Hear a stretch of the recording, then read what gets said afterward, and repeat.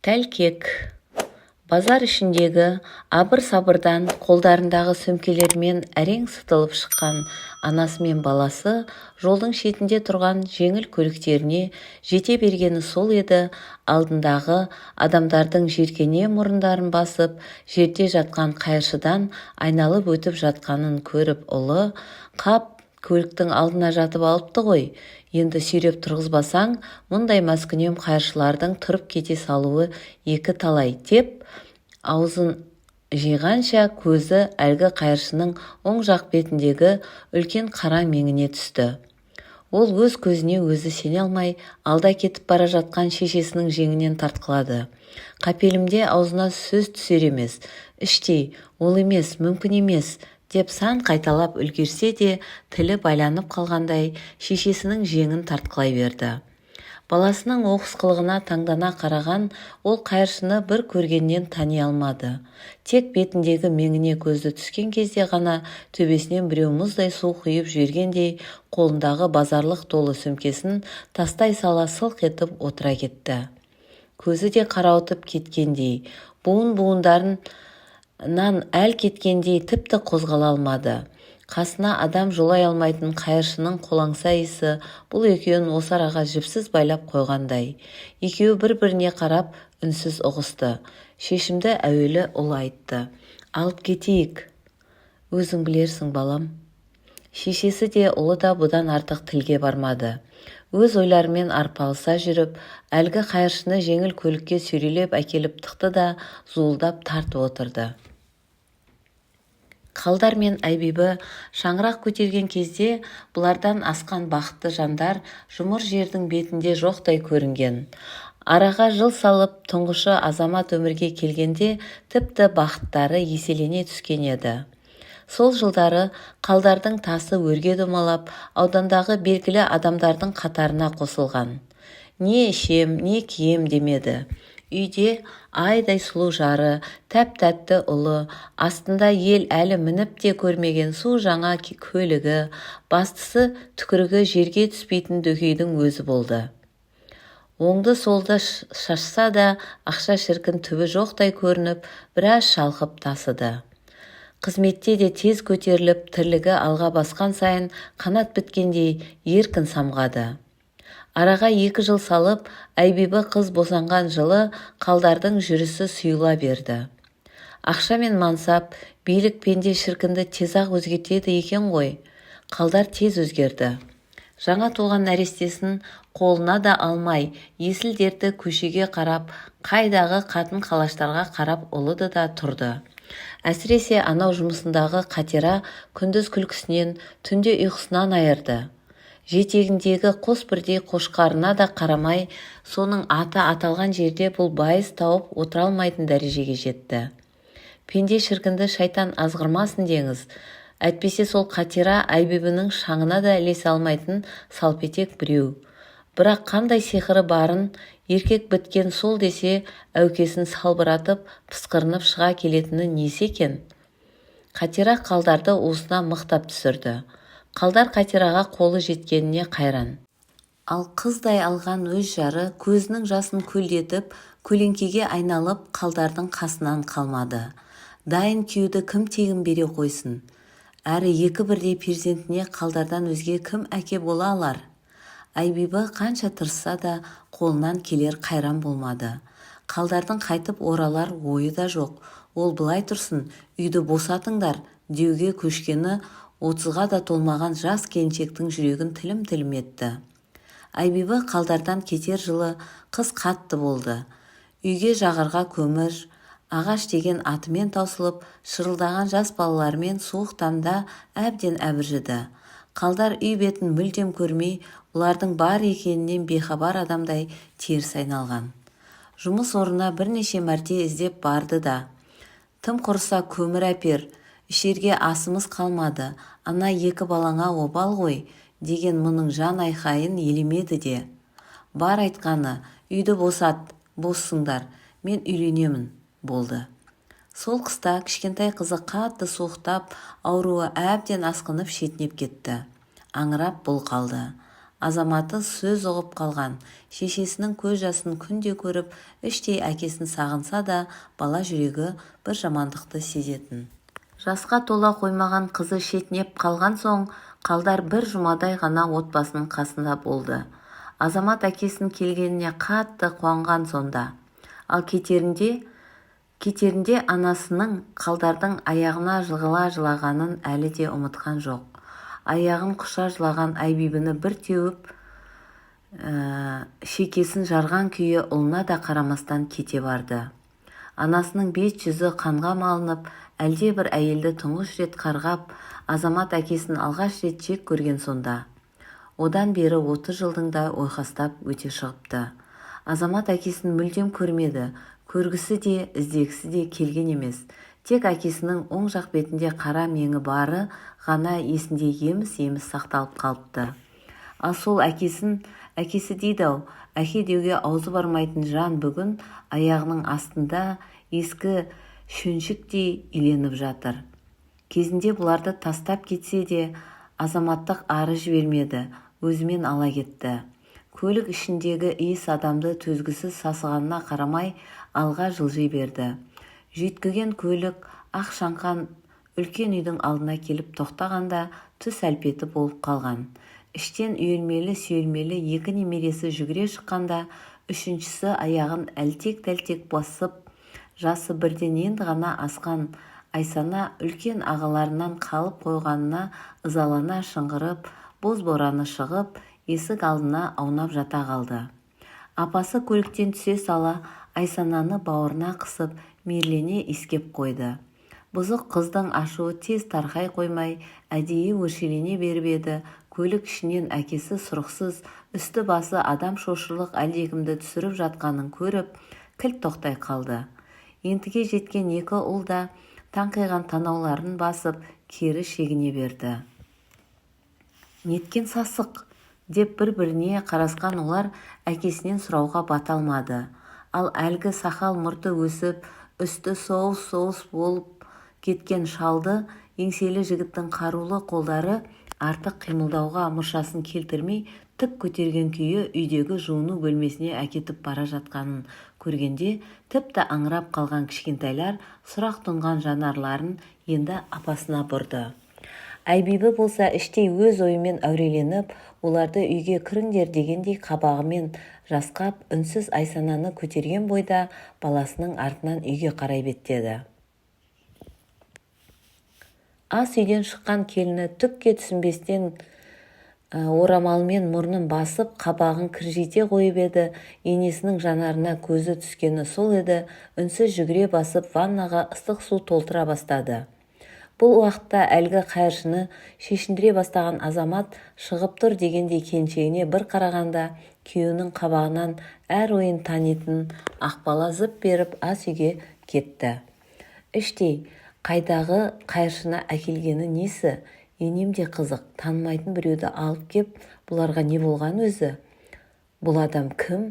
Ту, исінің жаманын-ай. Шомылдырып болған соң ваннаны хлорлап, әбден жуу керек. Кім білет тағы ауру болса, ше. Азаматты айтам, кішкентай балалар бар демейді. Жерден жеті қоян тапқанда үйге әкелгеніне сәй. Ақбала өзімен өзі сөйлеп жүріп, түскі астың кең дастархан үстіне әкеліп, енді тек Азаматтың жуыну бөлмесінен шыққанын күтті. Балаларға тамақтарын бере бер, деген енесінің сөзіне селк ете қалған Ақбала әлдене сұрауға оқталды да, бірақ батпады. Енесі де ашылып ештеңе дей қоймаған соң, балаларды тамақтандыру қамына кірісіп кетті. Әлде бір қарулы қол тік көтеріп әкеліп жұлмалай шешіндіре бастағанда, қалдар өң мен түстің арасында жатты. Түсінде мұны біреулер соққыға жығып, ұрып жатқандай болды. Бірақ мұның еш жері ауырмайды екен дейді. Енді бірде жып-жылы суға салып, әлдекім жуындыра бастағанда, өзін өліп қалып, содан ештеңе сезбей жатқан болармын деген қалдар сақал мұртын алып жатқанда да мастығынан айыға алмай, тұңғиық түпсіз қараңғылықта жатқандай, көзін тас жұмған күйі тегеурінді қолдың дегеніне көніп жата берді. Әрі өзіне жағып та бара жатқандай. Оның кірден бүртіктеніп кеткен денесіне су тимегелі қашан.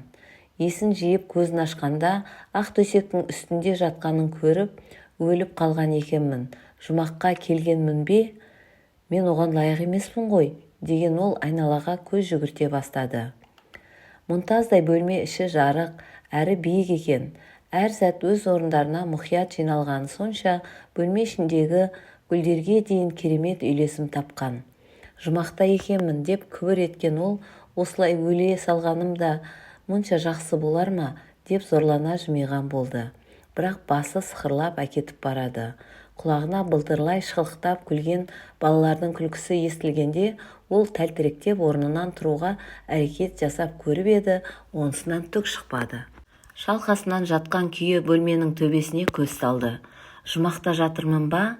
Мен осыған лайықпын ба өзі? Деп ойлаған сол-ақ екен, есікті кішкентай қыз ашып, мұнда бабай бай, қоқамын аға, қаясай бабай, деп қайта жапқанда қалдар жұмақта аралап көруге шын бекінді.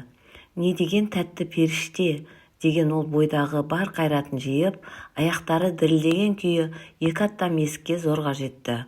Басын ғана шығарып қараған ол, арғы жақтағы әлемнің тіпті керемет екеніне көзі жетті. Мұрнына тамақтың тәтті иісі келгенде асқазаны ұлып сала берді. Мына иіс есіне әлдекімдерді түсіреді екен. Бір кездері мұны да келіншегі осындай иісі аңқыған ас мәзірмен қарсы алушы еді. Ол күндер сағымдай бұлдырап, қол жеткізбей кеткелі қаншама жылдардың жүзі болды. Бәріне өзі кінәлі. Әттең, өткен күндерді қайтара алса ғой шіркін. Айбибі тәлтіректеген қалдарды көргенде жүрек тұсы шым ете қалды. Жылдар бойы шемен боп қатқан ыза, өксік, ашу бәрі астасып, жұдырықтай жүрегі тас болып қатып еді. Енді келіп қалдарды көргенде жұдырықтай еттің шым ете қалғаны несі? Оны іштей аяйтын да, аямайтын да секілді. Кешіре алмайтындай көрінген. Бірақ ұлының әкесіне деген көзқарасынан соң мұның да ішкі ойы сеңдей бұзыла бастады. Бірақ оны күйеу ретінде емес, ұлының әкесі ретінде ғана сыйлай алатындай. Ал өзіне келсе, қалдардың орны мұның жүрегінен де, өмірінен де мүлдем сызылып тасталғалы қаншама жылдар өтті. Тіпті не тірі, не өлісі ойлантқан емес. Себебі қалдар да бұларды бір іздеген пенде емес қой. Сонда да бірге өткізген жылдардың өтеуіне, ұлының көңілі үшін үйге алып келуіне қарсы болмады емес пе? Қалдар есіктен бергі дүниеге шыққанда барып өзінің тірі екеніне көзі жетті. Мына адамдар кімдер деп ойлауы мұң еді. Мұны көріп қорыққаннан шыңғырып жүрген Айсана бір кездері шетінеп кеткен өзінің айзересінен аумай қалғандығына қарап, күректей күс басқан қос қолымен көздерін уқалай берді. Ас бөлмеден жүгіре шыққан жас келін шырылдаған қызды көтеріп алып, босағада мелшиген мұны көріп, иіліп сәлем салғанда тіпті аузына сөз түспеді. Бірдеңе айтпақтыққа оқталып еді, тілі икемге келмей күлмеле берді. Кенет қарсы беттегі үлкен айнадан өзін көргенде тіпті есі шықты. Үсті басы мұнтаздай, сақал шашы алынған, киімдерінің бәрі су жаңа. Апырмай, мынадай құрметке қашан лайық болдым деген ол ештеңенің байыбына бара алмады. Манадан сырттай бақылаған Айбибі қарсы беттегі бөлмеден шығып, қасына жақын келді де, «Ояндың ба? Жүр, тамағыңды ыстықтай ішіп ал». «Мен қайдамын? Кімсіңдер?» «Танымай тұрмын. Кімсің?» «Мені танудың қажеті де жоқ. Сен бізді әлдеқашан ұмытқансың. Одан да ыстықтай тамақтанып ал. Қалғаны сосын айта жатарсың», деді де мұның жауабын күтпестен ас үйге өзі бастап алып барды. Мына әйелдің өзіне өктем әрі тым сенімді сөйлегені ұнамаса да, нәр татпаған асқазаны аш қасқырдай ұлып тұр. Бастың жайын айтпаса да түсінікті. Осындайда бір жарты болса, ас үйдің тәбет ашатын иісі енді мұны ештеңеге ойландыра қоймады. Алдына буы бұрқыраған ыстық сорпа келгенде, қалтыраған икемсіз қолдары қасықты дірілдей ұстап, астан өзгені ойлантпай сораптай берді. Әуелгіде мұны көрген кішкентайлар үрке кейін шегінсе, Айзере шешесінің етегіне оратылып, жылауға шақ тұр. Айбибі мен Ақбалада үн жоқ. Қабақтары да соншалықты жадыраңқы емес. Осы көріністі сырттай ғана бақылаған Азамат қалдардың қушиған денесіне қарап өткен күндердің бетін парақтап үлгерді. Анасының қан жуған жүзі, аңыраған даусы арада 30 жыл өтсе де әлі көз алдында. Кешіре алмаспын деп ойлаушы еді, енді бір түрлі аяйтын секілді. Іштей қанша сағынған кезі болса да көрмеспін, бетіне қарамаушы ем дейтін. Бірақ өзі үйге алып келді. Не де болса әкесі ғой. Азаматтың ойын асқа шақырған Ақбала бұзды. Қол шайып келген ол әкесінің іргесіне ал жайғасты. Қарсы бетте шешесі отыр. Жүзінен не ойлағанын ұлы бағамдай алмады. Іштей ол да қалың ой құшағында отырғаны анық. Азамат қасына келіп отырғанша мойын бұрмаған. Енді қараса, қасында өзінің жас кезіндегі бейнесінің көшірмесіндей болған еңгезердей жігіт отыр. Тек бетіндегі меңі жоқ демесең, сойып қаптап қойған ба дерсің. Қалдар мән-жайды енді ұғына бастаған секілді. Араққа әбден уланған санасына сыздықтап жарық сәуле еніп жатқандай. Бағаналы құныға ұрттаған ас енді жұтқыншағынан ары өтер емес. Әжім басқан жүзінің әр саласын ыстық жасы еріксіз дірілдей қасық ұстаған қолдарына тама бастады. Ол олма, қушыған екі иығы серкілдеп, еңкілдей жөнелді. Қалдар қанша жыл іздеген асылдарын тап бүгін өзін осылай түк болмағандай қарсы алар деп әсте ойламаған. Тіпті мұнда қалай тап келгеніне де миы жетер емес. Бірақ мыналардың үнсіз қатынасы мұны көрінбес қанжармен кескілегеннен кем түспеді. Орнынан тәлтіректеп көтерілген ол Азаматтың қапсыра құшақтап, кемсеңдеп, әлденені айтқысы келсе де тілі күрмеліп, ештеңе айта алмай тек басын шайқай берді. Қалдар отбасымен қайта қауышқалы айдан аса уақыт болды. Ол кез тамыздың тамылжыған соңғы күндерінің бірі еді. Ұлы әке қарсылығына қарамастан оңалту орталығынан арнайы мамандар алдырып, көз алдарында емдетіп жүр. Араққа тәуелділіктен біржола айыға алмаса да, рең басы бері қарап, бетіне қызыл шырай жүгіре бастаған. Әуелгіде жатырқаған немерелер де жайлап шекесін искететін болған. Келіні Ақбала да қабақ шытпай иіліп тұрады. Ұлы да қасына кеп әңгімелесетінді шығарды. Тек Айбибі, Айбибі ғана маңына жолар емес. Өзімен өзі томаға тұйық.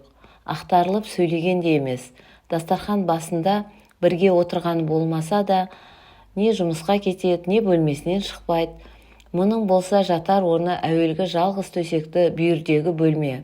Өздігінен батып, Айбибіге тіл де қата алмай, оның алдында өзін кешіре алмай, жас баладай имене берді. Оған жасаған қиянаты мұның да көкейінде кешірілмес күнәдай бекініп алған. Қаншама жыл шарқ ұрып іздеп шаршағанын да айта алмайды. Таба алмады ғой, әйтпесе іздемеді емес, іздеді, ұлын сағынды. Тауып алса аяғына жығылып кешірім сұрағысы келген, бірақ бұлар көкке ұшқандай ізім қайым жоқ болды. Сонымен бар досы да серігі де бөтелке болды.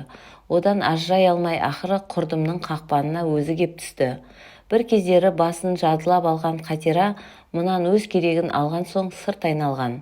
Оған керегі Қалдар емес екенін бұл ақмақ тақырға отырғанда бірақ білді. Есін жиғанда бәрі кешеді. Содан еңсесін езген ессіз күндерге кеткен есесін тек арақтан алып күн кешті. Тіктеліп қайта тұруға Қалдарда әл дәрмен қалмады, мортсынды. Жаратқан тосынан сый жасаймын десе демде екен. Ойламаған жерден 30 жыл таппаған қымбат адамдары мұны өздері тауып алды. Қалаға қалай келгені, кіммен келгені есінде жоқ. Есін жиғанда Құдайдың мықтап жарылқағанына қуанды бұл бейбақ. Адамның бәрі пенде, мүсәпір боламын десе демде екенін Қалдардай кім ұғына алар? Қалдардың өмірі біршама жақсарып, адам қатарына қосылғанына өзі де сен алмай жүргенде күздің алғашқы айы басталып та кетті. Бұл үйде Қалдарға алданыш болар біршама жұмыстар да табыла бастады. Немерелеріне арнап ойын алаңын салып, оған құм төгіп, одан қала берді, есік алдындағы еркек қолын қажет ететін біршама жұмыстарды өз мойнына алған. Жексенбі күні есік алдындағы моншаны қыздырып, үй ішімен соған түсіп алды. Бұрынғыдай емес, Айсанадан басқа екі немересі аталап қасынан қалмайтын болған. Тек Айсана апасының не шешесінің етегіне оралып, бұған жуыса қоймайды. Кей күндері апасының қойнына да жатып қалады. Жексенбі күні ыстық моншадан соң қалдар өзін сергек сезінді. Күрмелген түйіннің бір шешілер күні болса, бүгін шешілер деген есек дәмемен елдің алды ұйқыға кеткен тұста мысық табандап барып, Айбибінің есігін жаймен ашты. Ай қараңғы бөлме, іші күңгірт, ақ төсектің сонадайдан нобайы байқалғаны болмаса, қалдар тек ішкі түйсікпен ғана сезініп, ұйқыдағы Айбибіге жақындай түсті. Жүрек құрғыр асаудай тулап, тар кеудесінен аузына кеп тығылып, аяқ аттам жерге жетуі мұң болды. Алпысты алқымдаған жасы кеудедегі дүрсілге тоқсауыл бола алмайтын сияқты. Ол ештеңе ойлағысы келмеді. Жете құшағына алып, ақ селеу түскен шашынан иіскегісі келді. Жас кезіндегідей танауынан тартып, құшырлана сүйгісі келгендей алқынып келеді. Ұйқысы сергек әйел бұл уақытта оянып та үлгеріп, мамық жастықтан басын жұлып алды. Босағада қараңдаған сұлбаның өзіне аш қасқырдай төніп келе жатқанын байқап, «Кім ей бұл?» дегені сол еді. Әлгі қараңдаған аяғын қос қолдап ұстап, тізеге қарай көтеріле бергенде, әйелдің қолы қабырғадағы жарықты жағып та үлгерген еді. Ұйқысы сергек әйел бұл уақытта оянып та үлгеріп, мамық жастықтан басын жұлып алды. Босағада қараңдаған сұлбаның өзіне аш қасқырдай төніп келе жатқанын байқап, «Кім ей бұл?» дегені сол еді. Әлгі қараңдаған аяғын қос қолдап ұстап, тізеге қарай көтеріле бергенде, әйелдің қолы қабырғадағы жарықты жағып та үлгерген еді. Айбибі жарық жаққанда қарс алдындағы қалдарды көріп, «Мұнда не істеп жүрсің? Өз орныңа бар» деді. «Бибі, мен саған айтайын дегенім, маған ештеңе айтпай-ақ қой. Мен үшін сен әлдеқашан кеткен адамсың. Енді қасыма келгенің жарамас. Қалғаныңша осы үйде тұрсаң тұр. Жалғыз ұл тұрған кезде бөтенім болмассың. Бірақ жаныма жақын келер жақыным да емессің. Дұрысы өз орныңа бар». «Бибі, тыңдашы» деген қалдар іштегісін түгел ақтармақ болғанымен, оны тыңдар Айбибінің түрі болмады. Даусы қаттырақ шығып, қойнында жатқан немересі түндегі тосын айқай шуға аңырап қоя берді. Қалдар қапелімде не істерін білмей сос тиіп қалды. Кішкентай қыздың шыңғырған даусынан келін мен бала қатар оянып, есікті жұлқа ашқанда, Азамат әкесін көріп тосылып қалды. Шашы қобыраған келіншегіне бұрыла қарап, «Саған не жоқ, орныңа бар» деді зілсіз ғана. Түкке түсінбеген ол атасын көріп, іштей күлкі қысқан күйі жатын бөлмесіне зып берді. «Мен кетейін онда» деп міңгірледі қалдар. «Әке, сен бізден әлдеқашан кетіп қалғансыз. 30 жыл бойы өз дегеніңізбен жүргенсіз. Енді шешемнің айтқаны айтқан, ол не десе сол болады. Ұлым мені қара басты, адастым. Бірақ іздемеді деме, таппадым. Енді оның маңызы жоқ, әке. Сен тоқта балам, әкеңнің бетіне қарсы келме. Мен тоң болсам, оның өз себебі бар. Сен қарсы келме. Оған қақың жоқ. Жынды болса да, әкенің аты әке. Баққаның баққан, қарағаның қараған. Бибі, мен... Жарайды, баланың мазасын алмайық. Өз бөлмелеріңе барыңдар. Қызым екеуміз ұқтайық» деп сөзді шорт кескен Айбибі жарықты сөндіріп, «Есікті жабыңдар» деп зілсіз бұйыра немересін бауырына қысқан күйі терең ойға сүңгіп кетті. Айбибі ес білгелі ата-анасын көрген емес. Білуінше бұл жастан асқан кезде жол апаты екеуін бірдей жалмап, бұл нағашы ағасының қолында қалған. Әке орнына әке, шеше орнына шеше болған нағашы ағасы осы Хамит пен Халима. Нағашысы бір тоға тұйық, мінезі ауыр болса, жеңгесі сайтан мінезді бірде көл, бірде шөл кісі. Бұған деген Халиманың бар мейірімі көйлегін кірлепті, жуып алсай дегеннен әрі асқан емес. Тірлікке жараған шағында сол үйдің бар тірлігі қашадай қыздың мойнына артылған. Көңілі түссе жеңгесі ескі тарылып қалған көйлегін кигізіп, мұна қуантқан сиды. Көңілі түспесе ішкен бір тостақ асын бұлданатын. Айбибі ондайда ағыл тегіл еңіреп алып, тірлігін қайта істеп кете беретін. Іштей мектеп бітіруі, осы үйден аулақ кетуді де армандайтын. Оқуға түсіп, жұмыс істеп, өз күшімен аяққа тұруды көксейтін. Нағашысы болса, мұнымен аса шаруасы бола қоймады. Оның үстіне жұмыстан босамайтын. Ара-тұра Халимадан тығып қолына тиын-тебен ұстатқаннан өзге қамқорлық таныта алмады. Тағдыры о бастан бар ауыртпалығын ұсынса да, Айбибі мектепті үздік оқып, қалаған жоғары оқу орнының студенті атанды. Ары қарай артына қарайламай бар күшін оқуға салды. Білімі жағынан да, сырт келбеті жағынан да қатарының алды болды. Содан да болар жүрген жеріне сыйы арта түсті. Сабақтан тыс уақытта жұмыс істеп, қосымша табыс тауып, ешкімге алақан жаймады. Алған стипендиясы өзіне артығымен жететін. Қасындағы кейбір құрбылары секілді қызық та қумады. Студенттік жылдардың орта тұсында ғана алдағы өмірі жайлы, болашақта бірге болатындай ер азаматтың керек екені жайлы ойланып, сөз салған жігіттерді іштей өзінше саралай бастады. Сол кезде Айбек есімді қара торы сыпайы жігітпен танысқан. Қарапайым, ауылдан шыққан ұяң жігіт мұны бір көргеннен ұнатып, артынан қалмай қойған еді. Ол жайлы енді ойланып жүрген шақта қалдарды жолықтырды. Сөзге шешен, жайдары, келбетті жігіт мұны бірден баурап алған. Өзіне жарасатын оң жақ бетіндегі меңі де оны өзгелерден ерекшелеп тұратын. Басынан мұншалық таңғажайып сезімді өткеріп көрмеген бұл оған ес-түссіз ғашық болды. Тағдырының алда қандай сый тосып тұрғанын бұл қайдан білсін? Қалдардың етегінен ұстаған күйі қол ұстасып кете барды. Ал Айбек болса сол бойы хабарсыз кетті. Ол жайлы ойлауға Айбибіде уақыт та болған жоқ. Қалдармен айырылысқан жылы азаматын жетектеп нағашысының үйіне қайта келгенде жеңгесі тіпті тоң теріс қалып танытты. Қыз кезінде сыймаған бұл үйге тіркемесімен қайдан сыйсын? Уақытша болсын паналап жан бағудың әрекетіне көшті. Жұмыс іздеп, ұлын сүйрелеген күйі талай табалдырықты тоздырды. Бір күні ұлымен екеуі бүрсең қағып келе жатқанда байқаусызда жеңіл автокөлікті байқамаған екен. Шиқылдап барып, әзер тоқтағанда барып еш жинап қараса, көлік ішінен көзге таныс бейне өзіне қарай жақындап қалған екен. Келген бойдан: "Қарындас, көзіңізге қарасаңызшы. Жол болса көк мұз, көлікті әзер тоқтаттым. Қағып кетсем не болады? Оның үстіне жас бала жетектеп алғансыз. Мына күннің суығында көшеде не бар?" деп тынымсыз сөйлеген жігітте әуелгіде қайдан көргенін есіне түсіре алмады. "Айбибі, бұл сен ба? Өз көзіме өзім сене алар емеспін. Мұнда қайдан жүрсің? Сені де көрер күн бар екен ғой.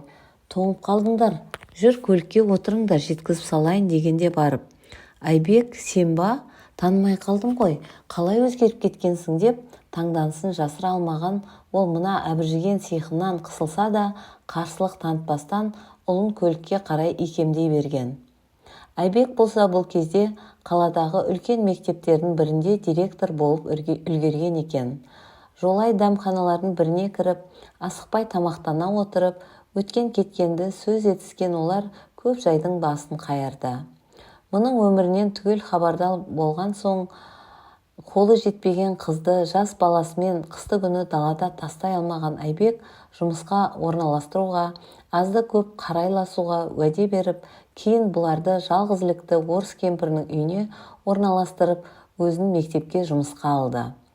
Нина Федоровна жалғыз ұлы Мәскеуге осыдан 10 жыл бұрын кетіп, содан жалғыз қалған қараусыз кемпір екен. Ұлы тек жылына бір хабар алғаны болмаса, төбе көрсетпеген. Айбек бұларды көшіріп әкелгенде орыс кемпір қатты қуанған. Пәтерінде ақысыз тұра беруге де келісім берген. Нина Федоровна ұлты орыс демесең, заты бөлек жан еді. 5 жылдай тәту-тәтті өмір кешкен бұлар кемпір Бақиға аттанарда қатты қайғырып, туған апасындай қабырғасы қайысқан. Тіпті өз үйін Айбибеге басы бүтін аударып бергені де ешкімнің қолынан келе бермес сирек жомарттық еді. Міне, ойламаған жерден Айбибі үйлі де болды. Айбек болса бұларды аяқтан нық тұрып бүгінгі деңгейге жетуіне бірден бір себепкер жан. Ұлы есейіп, ер жеткен шақта тыраштанып жүріп осы үйге қол жеткізді. Ұлын үйлендірді, әйтеуір арбасын өздері сүйреп келеді. Ал Айбектің алдында мәңгі қарыздар сезінеді өзін. Ол жасаған жақсылықты жалғыз нағашысы да жасай алмаған. Бірақ оған не өкпе? Содан бері күнді күн түн алмастырып, өмір ағысы өз арнасымен арада талай жылды жылжытып әкетті.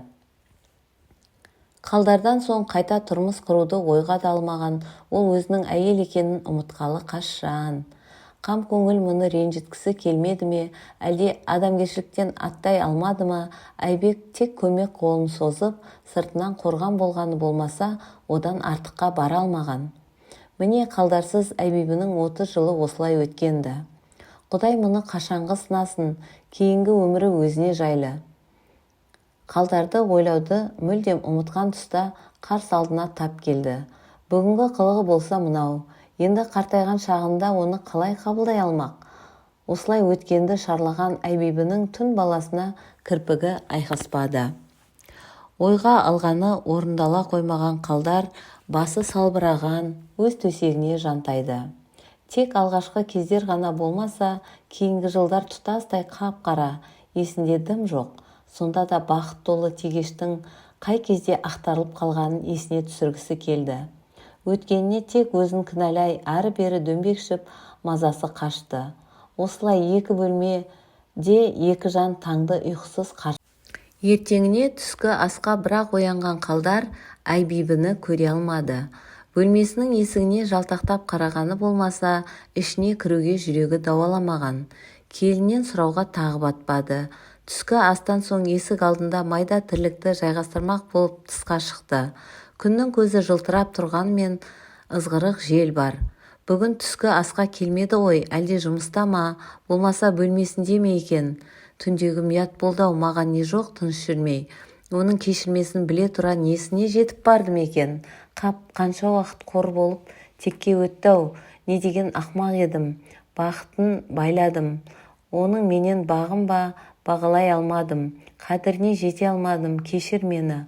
Ұлымды осы күнге дейін жалғыз өсіріп, ел қызығатын азамат еткеніңе рахмет. Менің сендерден өзге кімім бар? Осы күнге жеткізген жаратқанға мың тәуба. Енді арақты аузыма алмақ түгілі маңына жоламаспын. Бөтелкеге сыйғанымен ішіңе сыймайтын құрғырды кім шығарды өзі? Деп өзімен өзі іштей күбірлеп, қымбат жандарынан қайта кешірім сұрай берді. Әйтеуір бір күні кешірер деген ойдан да ада емес. Іштей оған сенетін де сияқты. Қалдардың ойын Ақбаланың. Ата, Айсананы көрмедіңіз бе? Жаңа далада ойнап жүрген сияқты еді. Дыбысы шықпай қалды. Жоқ қарағым, көрмедім, байқамадым деп жан-жағына көз салғанда, көше жақ беттің есігі ашық тұрғанын байқап, жүрегі зу ете қалды. Үлкен жолдың бойы болғандықтан көліктер күн-түн демей зулап жататын бұл жер жас бала тұрмақ үлкен кісіге де оңай өткел емес. Жалмажан есікке беттеген ол сапырысқан көліктен өзгені көзі шалмады. Тек жолдың бойына шыққанда ғана қозы көш жер ұзап кеткен немересінің сұлбасын байқады. Құлдыраңдаған немересі қараусыз қалған қас қағым сәтте осынша ұзап шығып кетер деп кім ойлаған? Жан ұшыра жүгірген қалдар зулаған көліктердің арасымен жетем дегенше жан терге түсті. Ақбаланың даусы сірә қатты шықты. Содан ба бүгіндікке төбе көрсетпеген Айбибі де жаулығы жалбырап, бұлардың соңын ала екі өкпесін қолына ала жүгіріп келеді. Жүгіріп келеді деген аты болмаса, жетем дегенше арада қанша жер жеткізсейші шіркін. Қимылы өнбей, етегі аяғына оратыла берді. Оның қолынан көз алдында екеуінің тек амандығын тілеуден өзге келмейтін түсінген ол сонда да соларға жетіп жығылуды көздеп келеді. Қалдар немересіне енді жеткен шақта қаперімде қиылыстан шыққан жеңіл көліктің қасына таяп кеп қалғанын кеш аңғарды. Бойдағы бар күшін жиып немересін жолдан алып үлгергені сол аспан аударылып сала берді. Құлағы тарс еткен дыбыстан тұнып қалғандай ештеңе естіместен жол жиегіне ұшып түсті. Алқынып жеткен Айбибі шыңғырған немересін келініне қарай итеріп қалдарға ұмтыла берді.